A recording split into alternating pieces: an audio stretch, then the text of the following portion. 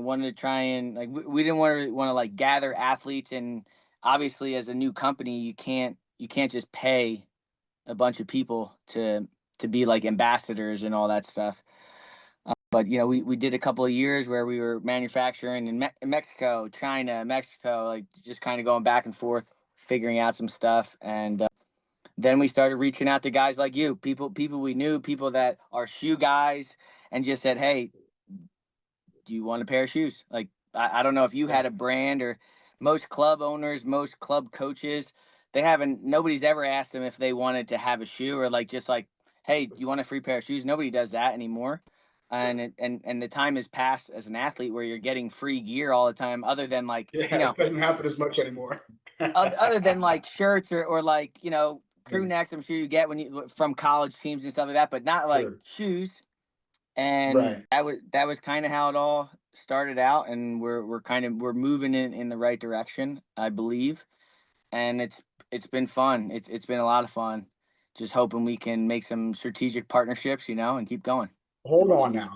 I think you're blowing past a whole bunch, right? Like, Yeah. well, you are blowing like, okay, first of all, so he's got contacts in China.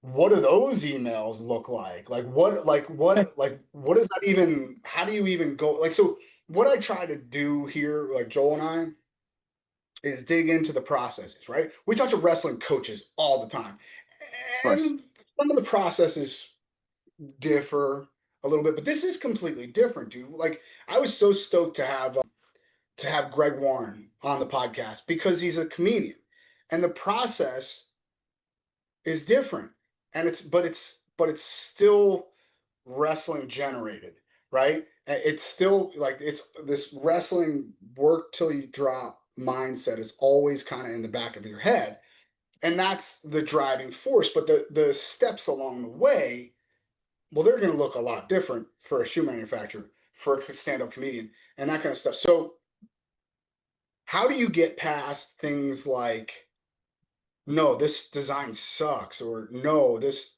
like how like they're not very forthcoming with samples. I can tell you that much. They don't love to give samples out, right? So, how did you deal with all that stuff in the beginning? So if we're talking about wrestling, I went right to the wrestling shoe pipeline that I already knew.